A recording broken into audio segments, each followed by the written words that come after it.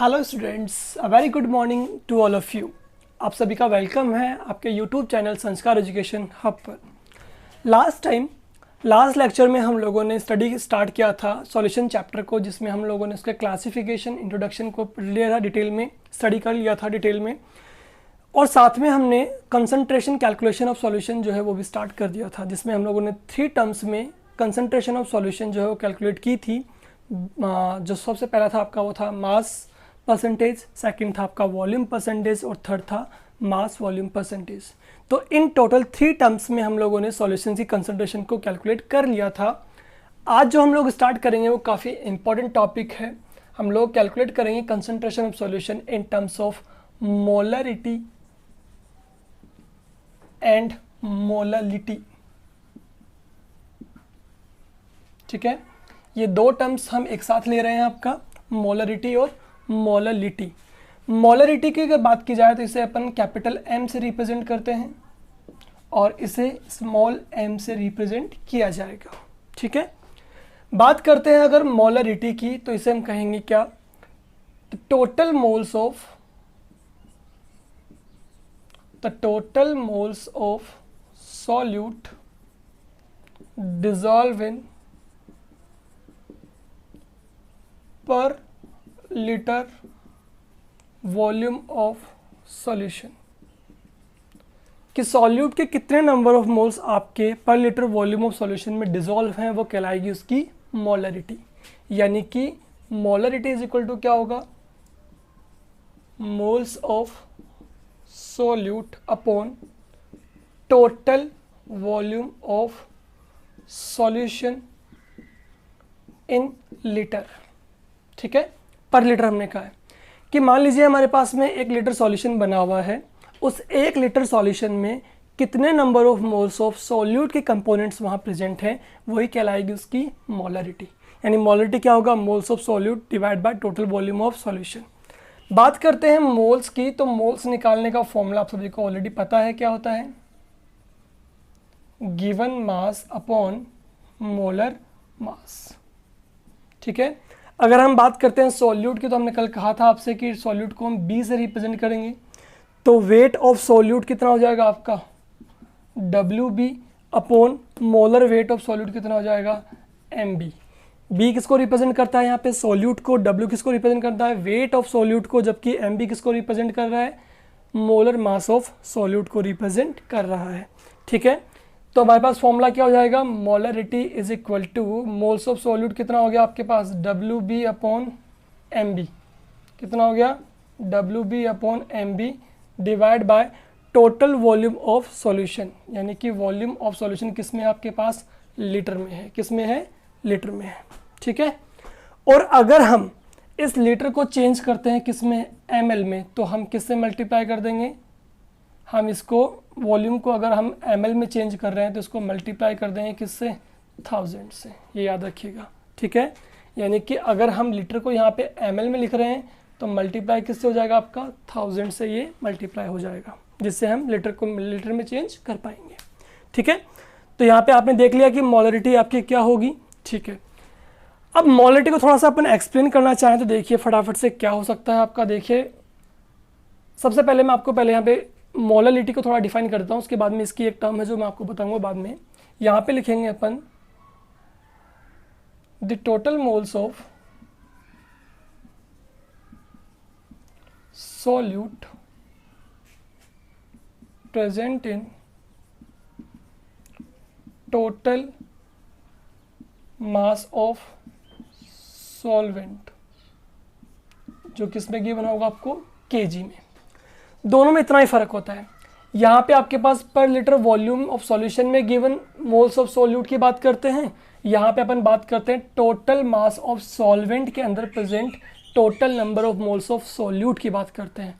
तो बच्चों बड़े ध्यान से याद रखेगा इस चीज़ को, यहाँ पे अपन पूरा सॉल्यूशन कंसिडर करते हैं, जबकि यहाँ पे केवल किसको लेते हैं, सॉल्वेंट को लेते हैं। तो यहाँ पे मोलरिटी जो है m स्मॉल m, उसको हम क्या कहेंगे, मोल्स ऑफ सॉल्यूट। ठीक है, सॉल्यूट आपको पता है क्या होता है, वो कंपोनेंट जो आपका लेस अमाउंट में प्रेजेंट होता है किसी भी सॉल्यूशन में। यहाँ क्या लिखेंगे, टोटल मास ऑफ सॉल्वेंट, केवल सॉल्वेंट का मास यहाँ पर आएगा आपके पास, जो किस में होता है आपका केजी में।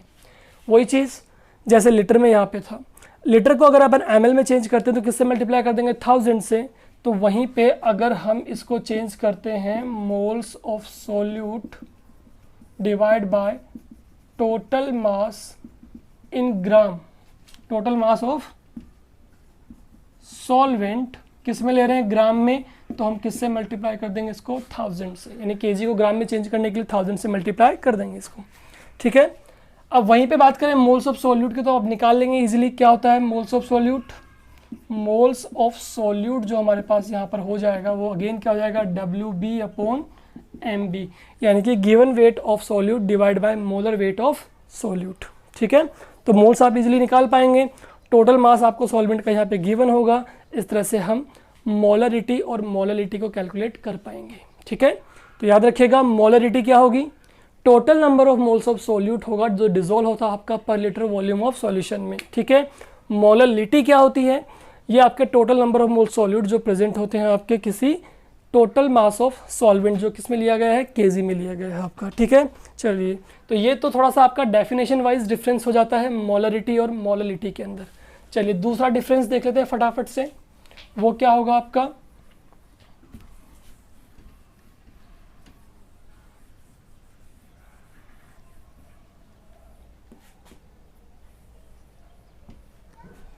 देखिए दूसरा डिफरेंस आपका ये होता है, देखिए फटाफट से, हमें पता है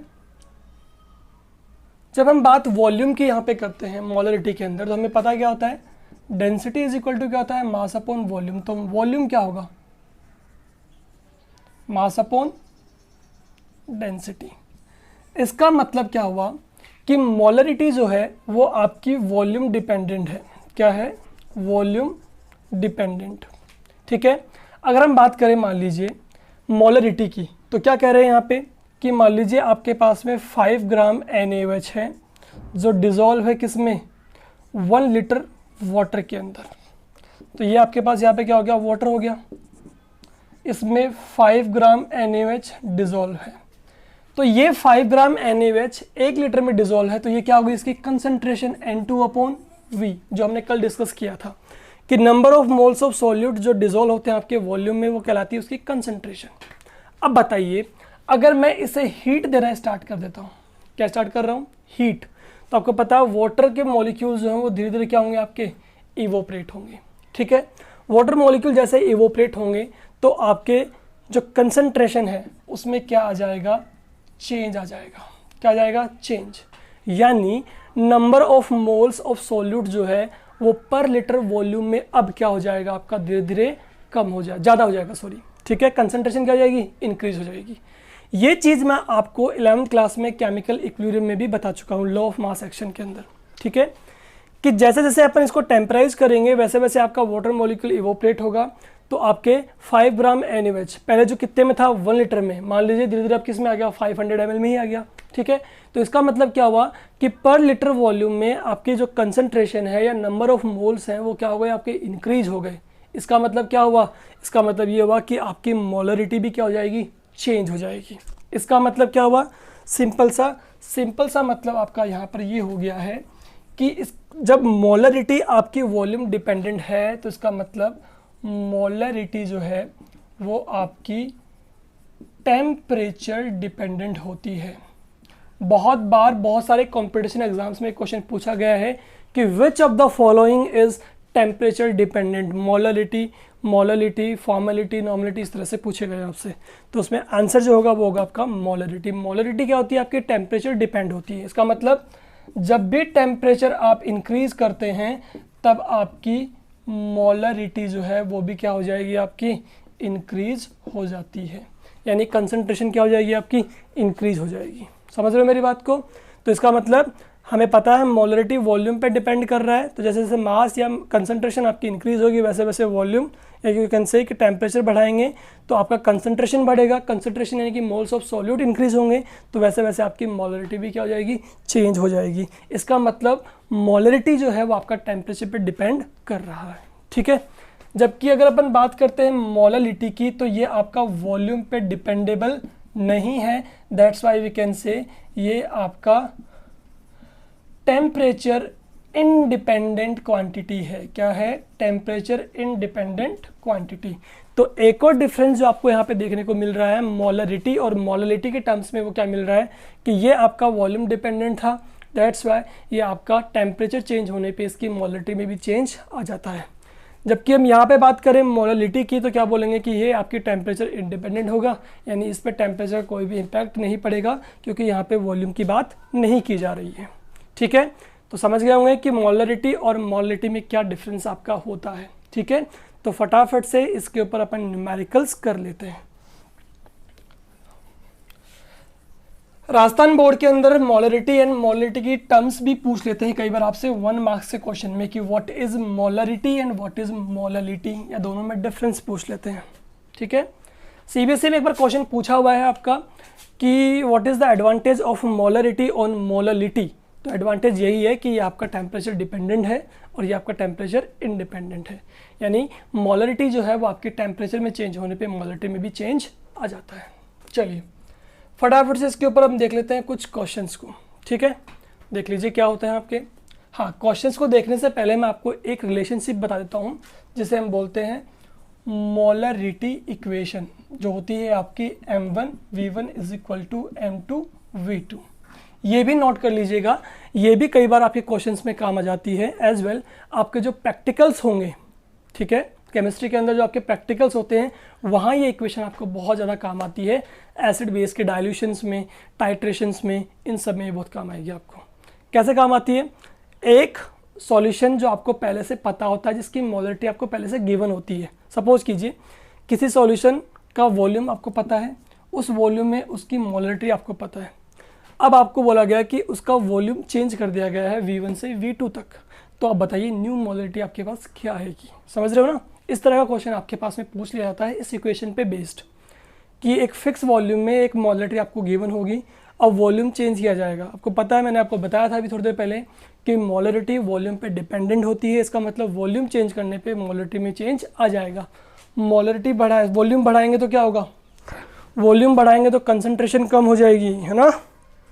क्योंकि वॉल्यूम बढ़ा रहे हो, मोल्स ऑफ सॉल्यूट फिक्स रख रहे हो, इट मीन्स वहाँ पे कंसंट्रेशन क्या होगी? कम।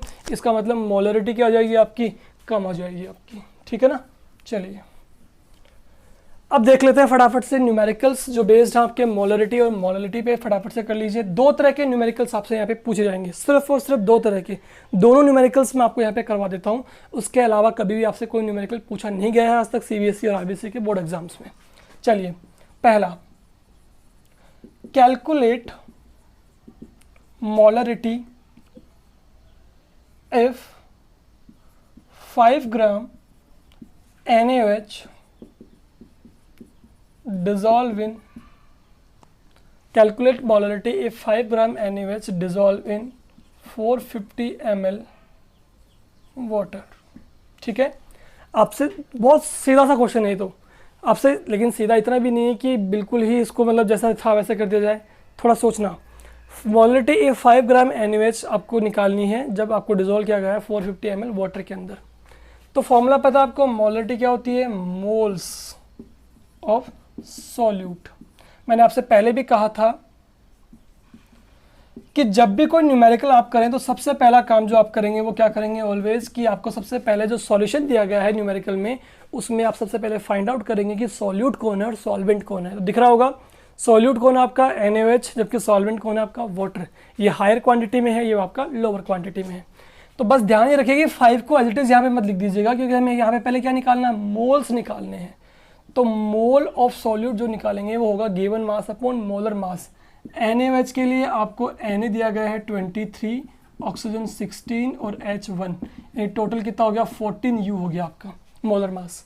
ठीक है, ये आपको एग्जाम में गिवन हो सकता है, कोई दिक्कत नहीं इसमें। ठीक है, तो वॉल्स ऑफ सॉल्यूट निकालना है अपन को, तो मोल इज इक्वल टू क्या हुआ? गिवन मास कितना गिवन हमें? 5 डिवाइड बाय मोलर मास कितना है? 40, यानी हमारे पास कितना आ गया है? 5 1 जा 5 और 5 8 जा 40, यानी कि 1/8 यू कैन से कि आपके पास आ गया है 0.125।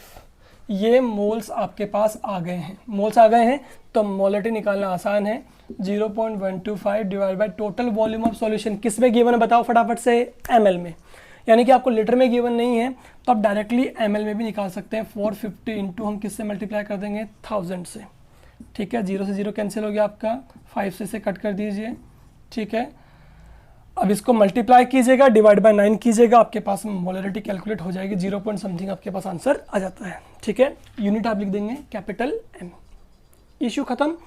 तो एक टाइप का न्यूमेरिकल तो आपके पास इस तरह का आएगा जिसमें आपको सोल्यूट का मास गिवन होगा, साथ में आपको वॉल्यूम गिवन होगा, आइदर लीटर में या फिर ml में, आप इसे डायरेक्टली कैलकुलेट कर सकते हैं, ठीक है।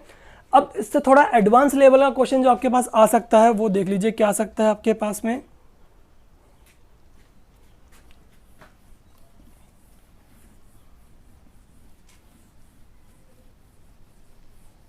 चलिए बता देते हैं आपको क्या आ सकता है आपके पास एडवांस लेवल का क्वेश्चन।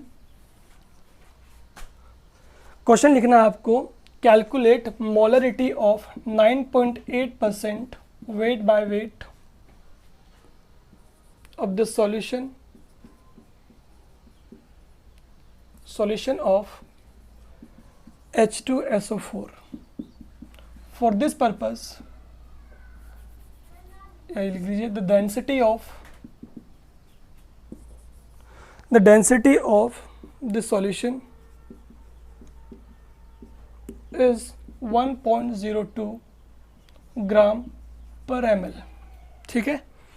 और इसमें आपको जो मोलर मास दिया गया है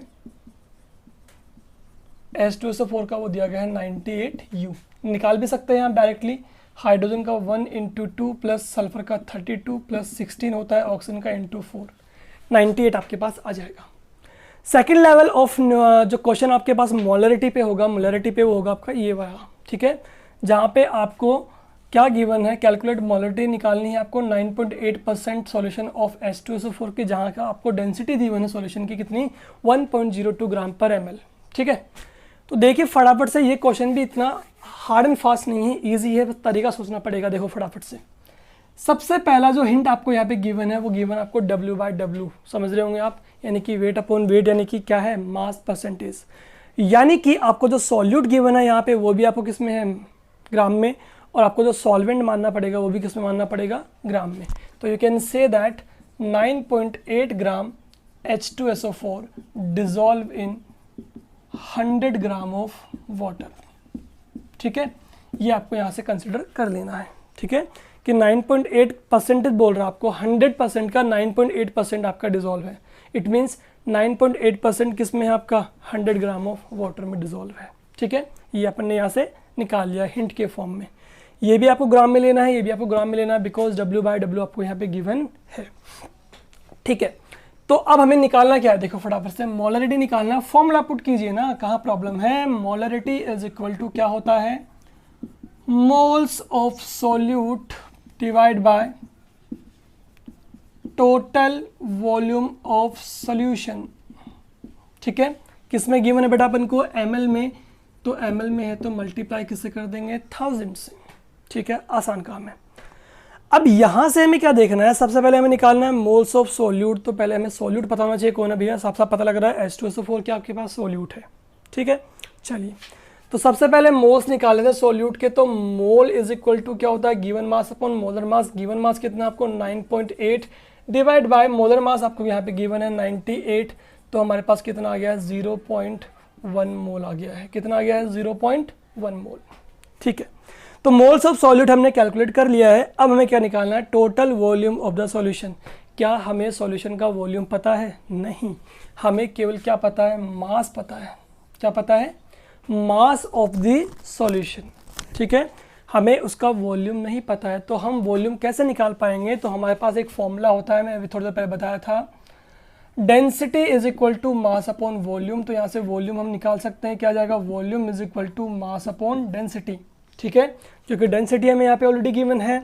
तो वॉल्यूम इज इक्वल टू क्या हो गया, मास कितना हमारे पास में, मास हमारे पास है इसका टोटल 100 ग्राम, कितना है 100 ग्राम, डिवाइड बाय डेंसिटी कितनी गिवन है 1.02, हमारे पास कितना आ जाएगा 98.04 ml, हमारे पास में ये लगभग आंसर आ जाता है, ठीक है। तो ये वॉल्यूम हमें यहाँ पे गिवन आ गया। अब क्या करेंगे, अब हमारे पास मोलरिटी निकालना आसान काम हो गया। तो मोलरिटी इज इक्वल टू अब कितना हो जाएगा, मोल्स ऑफ सॉल्यूट निकाल चुके हैं 0.1 डिवाइड बाय वॉल्यूम कितना निकाल चुके हैं 98.04 निकाल चुके हैं। इनको डिवाइड कर लीजिए, आपके पास में क्या आ जाएगा, आंसर आ जाएगा। ठीक है, तो दूसरा तरीका जो हमारे पास मोलरिटी का क्वेश्चन गिवन होगा वो यही होगा कि आपको परसेंटेज दिया होगा किसी सॉल्यूशन का, एज वेल आपको डेंसिटी दी हुई होगी। ठीक है, हो सकता है आपको वेट भी दे दे डायरेक्ट और आपको डेंसिटी दे दें। तो डेंसिटी जब दे दे आपको, तो आपको पहले क्या निकालना पड़ेगा, वॉल्यूम निकालना पड़ेगा इस फॉर्मूले को यूज़ करते हुए। उधर से आपको मोल निकालने पड़ेंगे, देन फॉर्मूले में आपको फिट करना है, सॉरी इसको मल्टीप्लाई भी करना है आपको 1000 से, क्योंकि ये किस में लिया अपन ने, ml में लिया है। ठीक है, तो ये आपके टोटल आंसर है कैलकुलेट हो जाएगा। ठीक है, तो ये केवल दो तरीके के न्यूमेरिकल्स आपके पास हो सकते हैं जो कि बेस्ड हैं आपके किस पे, मोलरिटी पर। चलिए अब एक फटाफट से न्यूमेरिकल अपन कर लेते हैं मोलरिटी पर भी।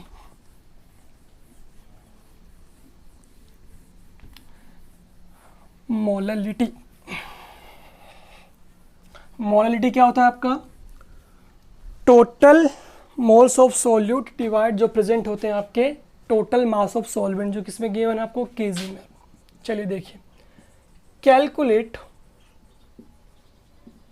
Molarity of 2.5 gram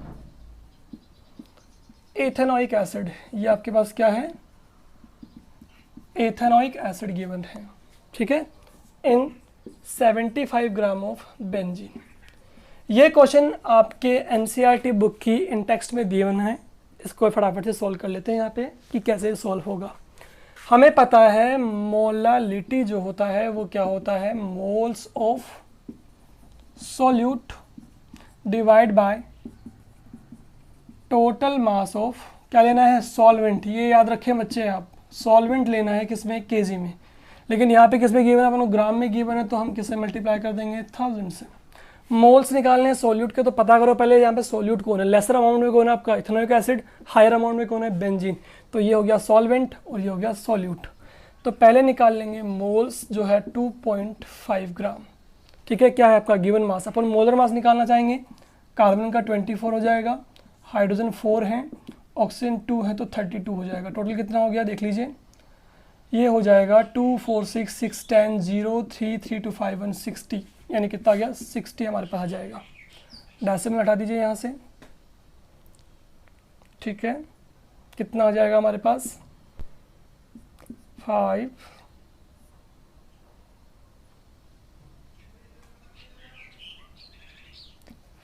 divide by 1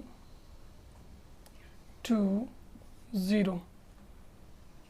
ठीक है, इसको वापस से 5 से कट कर दीजिए, कितना जाएगा हमारे पास में 1 डिवाइड बाय 2 और हमारे पास आ जाएगा 24। कितना आ जाएगा 1/24। ठीक है, ये हमारे पास मोल्स कैलकुलेट हो जाएंगे। मोल्स जब हमने निकाल लिए तो हमारे पास क्या जाएगा, total mass of solvent. Total mass of solvent हमें कितना गिवन है 75 ग्राम। तो 1/24 डिवाइड बाय हमारे पास कितना आ जाएगा, टोटल मास ऑफ सॉल्वेंट कितना है 75 इंटू हम कितना कर देंगे 1000। ठीक है, हमारे पास क्या कैलकुलेट हो जाएगा, मोलरिटी कैलकुलेट हो जाएगा। यूनिट हम क्या रख सकते हैं, मोल है। ठीक है, तो बहुत आसान से न्यूमेरिकल्स आपके पास होते हैं मोलरिटी और मोलरिटी के ऊपर। ठीक है, चलिए नेक्स्ट टर्म्स को हम डिफाइन करने जा रहे हैं यहाँ पे अब, जो हमारी है मोल फ्रैक्शन।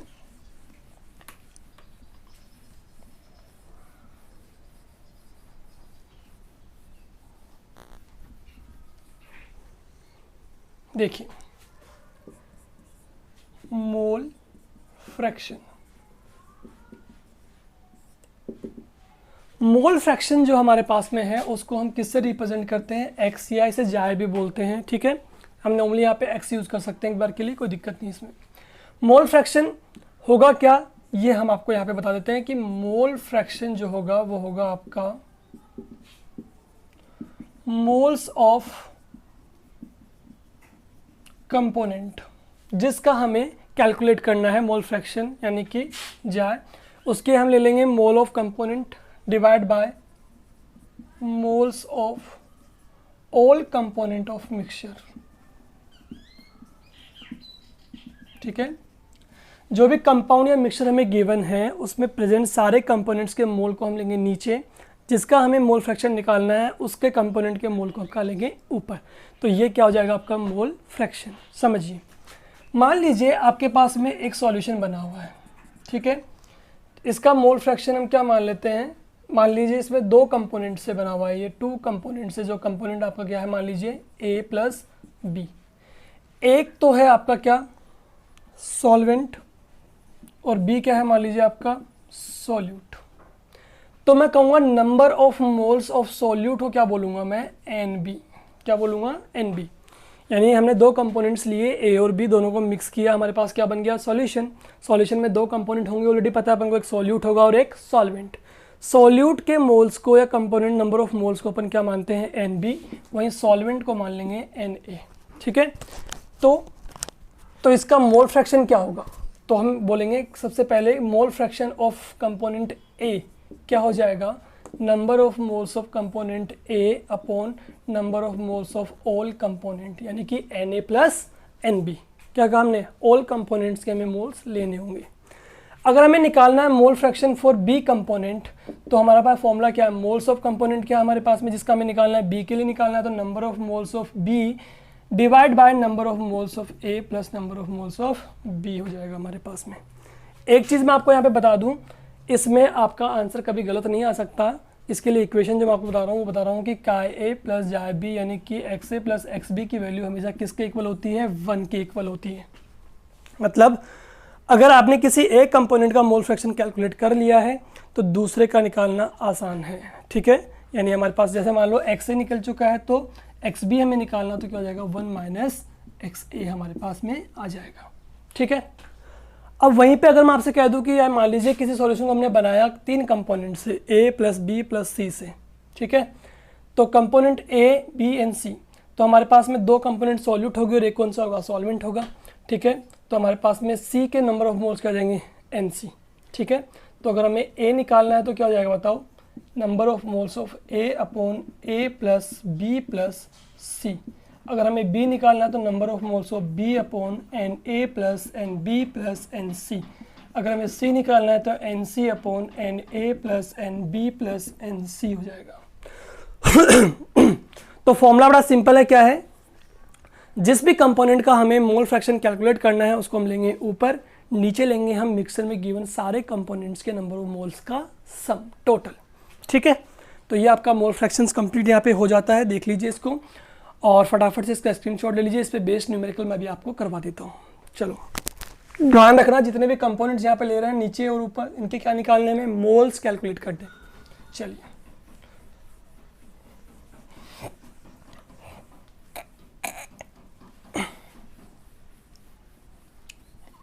चलिए इस पे एक बेस्ड न्यूमेरिकल आपको करवा देता हूँ जो भी आपके एनसीईआरटी में गिवन है। क्वेश्चन है, calculate mole fractions of solute and solvent F 20% by mass ethylene glycol dissolve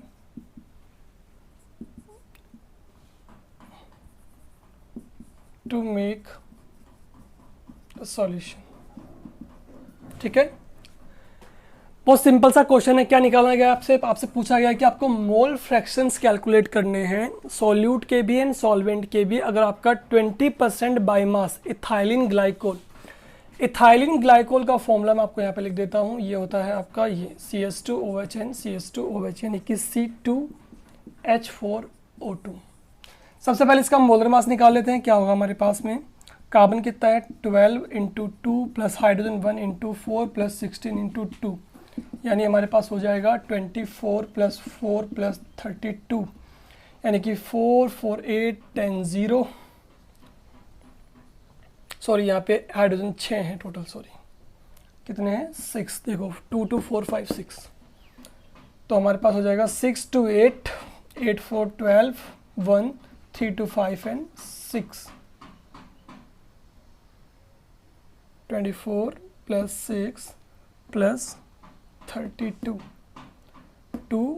6 8 4 12 carry 1 2 3 5 and 6 62 हमारे पास में क्या आ गया है, मोलर वेट आ गया है। ठीक है, अब हमें सिर्फ हिंट के फॉर्म में ये पता है कि एक सॉल्यूशन बनाया गया है आपके पास में, उस सॉल्यूशन में 20% बाई मास क्या है आपका, इथाइलिन ग्लाइकोल है। तो इट मीन्स आपके पास में 80% कौन बचा, कुछ गिवन नहीं, तो क्या मानना पड़ेगा अपन को, वाटर कंसिडर करना पड़ेगा, जो कितना है आपका 80%, कितना है 80। जब अपन को पता है 20% बाई मास ये है, तो ये कितना हो गया 80% बाई मास बोल रहे हैं।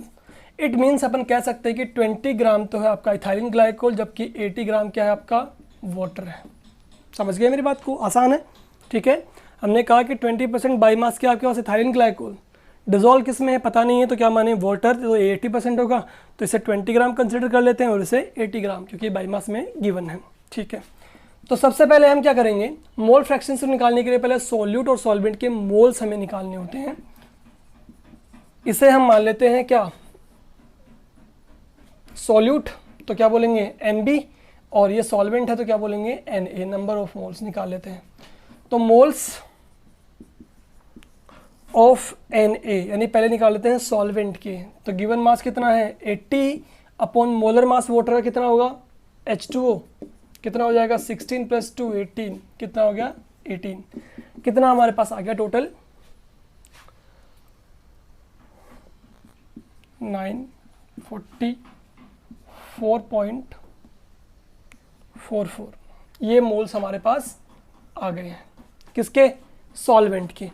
अब निकाल लेते हैं मोल्स ऑफ NB यानी सॉल्यूट के। गिवन मास कितना है 20 ग्राम है, डिवाइड बाय 62, कैलकुलेट कर लेते हैं, 10 31 0 लगाते हैं तो हमारे पास हो जाएगा 0.30 60 90 यानी कि 3 टाइम्स ये आपका जाएगा, 7 0 31 62 2 टाइम्स जाएगा, तो 0.3 मोल्स आपके पास आ जाते हैं। ठीक है, तो यहाँ पर अपने moles of solute and solvent पहले कैलकुलेट कर लिए हैं। ठीक है, अब क्वेश्चन का आंसर निकालना है, तो हमें पता है फॉर्मूला हमारे पास जो होता है वो क्या होगा, मोल फ्रैक्शंस निकालने का, वो हमारे पास सपोज करो हम सबसे पहले किसका निकाल रहे हैं, A यानी सॉल्वेंट के लिए। ठीक है, तो number of moles of solvent क्या होगा, ऊपर होगा Na अपॉन Na प्लस क्या हो जाएगा हमारे पास NB। Na क्या है, number of moles of solvent, कितना निकाला हमने 4.4 मोल्स, तो 4.44 डिवाइड बाय नीचे कितना आ जाएगा Na प्लस NB यानी कि 4.44 प्लस 0.32 आप यहाँ पे निकाल सकते हैं मोल फ्रैक्शन ऑफ कंपोनेंट A। वहीं पे आपको B निकालना है, तो क्या हो जाएगा NB तो रखेंगे ऊपर, Na प्लस NB नीचे, यानी नीचे 4.44 प्लस 0.32 ही आएगा और ऊपर 0.32 आ जाएगा, तो हमारे पास में क्या निकल जाएगा XB। चाहे तो अपन पहले अगर अपन XA निकाल चुके हैं तो हमारे पास में XB की वैल्यू क्या हो जाएगी, XA - 1B हो सकती है, जो हमने पहले आपको रिलेशन दिया था। ठीक है, तो इस तरह से अपन मोल फ्रैक्शंस कैलकुलेट कर पाएंगे किसी भी क्वेश्चंस के। ठीक है, तो चलिए यहाँ पर अपना मोल फ्रैक्शंस भी कंप्लीट हो जाता है। अब हमारा लास्ट टॉपिक जो बचता है वो बचता है आपके पास में पार्ट्स पर मिलियन।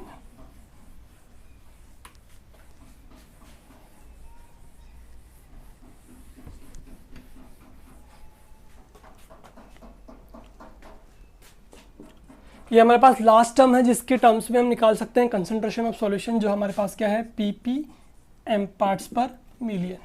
ठीक है, पार्ट्स पर मिलियन की बात करें तो सबसे पहले इसका यूज देख लीजिए कि ये कब काम आता है हमें, when amount of solute present in trace amount. ठीक है, उस केस में अपन किसको यूज करते हैं, ppm को। ppm की फुल फॉर्म यहाँ पे मैं आपको बताता हूँ क्या होती है, पार्ट्स पर मिलियन। मतलब समझिए इस बात का, मान लीजिए आपका एनवायरनमेंट है, एनवायरनमेंट का वॉल्यूम बहुत ज़्यादा है, कह सकते हैं एनवायरनमेंट बहुत बड़ा है आपका एटमॉस्फेयर, उसमें आपके पॉल्यूटेंट पार्टिकल्स होते हैं वो बहुत कम क्वांटिटी में प्रेजेंट होते हैं। तो अगर इस पूरे में एटमॉस्फेयर में, पूरे यूनिवर्स में, पूरे एनवायरनमेंट में अगर हम चाहते हैं कैलकुलेट करना किसको, पॉल्यूटेंट पार्टिकल्स को, तो वो अमाउंट इस पूरे में आपका बहुत माइन्यूट सा है, ट्रेस अमाउंट है। तो उसे कैलकुलेट करने के लिए हम जो यूनिट यूज़ करते हैं वो क्या करेंगे, पार्ट्स पर मिलियन। फॉर अनदर एग्जांपल, आपके पास वाटर है सॉल्वेंट, उसके अंदर फ्लोराइड की जो क्वांटिटी आती है वो बहुत कम आती है, समझ रहे हो, माइन्यूट ट्रेस अमाउंट में आपका फ्लोराइड आता है।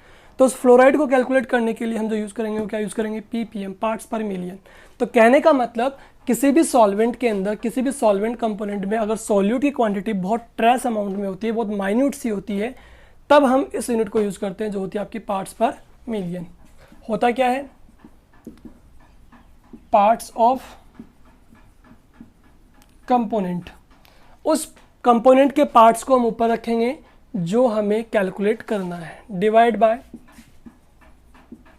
Parts of all component of mixture. ठीक है, नीचे क्या करेंगे, जितने भी कंपोनेंट्स हमारे पास हैं उनके सभी पार्ट्स को ले लेंगे और इसको हम मल्टीप्लाई किससे कर देंगे, 10⁻⁶ से मल्टीप्लाई कर देंगे। ठीक है, तो ये हमारे पास फॉर्मूला बन जाता है ppm, पार्ट्स पर मिलियन का, जिसकी हेल्प से हम उन सॉल्वेंट्स की या उन सॉल्यूशन की कंसंट्रेशन कैलकुलेट कर पाएंगे जिनमें सॉल्वेंट बहुत हायर अमाउंट में होता है और सॉल्यूट की क्वांटिटी बहुत ही लेस या माइन्यूट प्रेजेंट आपकी होती है। ठीक है, तो ये कर पाएंगे आप आराम से। ठीक है, इसके अलावा आपके सिलेबस में वैसे तो नॉर्मेलिटी आपको गिवन है नहीं, बट एक बार मैं इसको डेफिनेशन आपको डिफाइन कर देता हूँ कि नॉर्मेलिटी क्या होती है, क्योंकि इसकी हेल्प से भी हम लोग कैलकुलेट करते हैं कंसंट्रेशन ऑफ सॉल्यूशन को। तो मैं आपको बता दूं कि नॉर्मेलिटी जो होती है वो कुछ नहीं होगा आपका, बस यहाँ पे होगा number of gram, number of moles of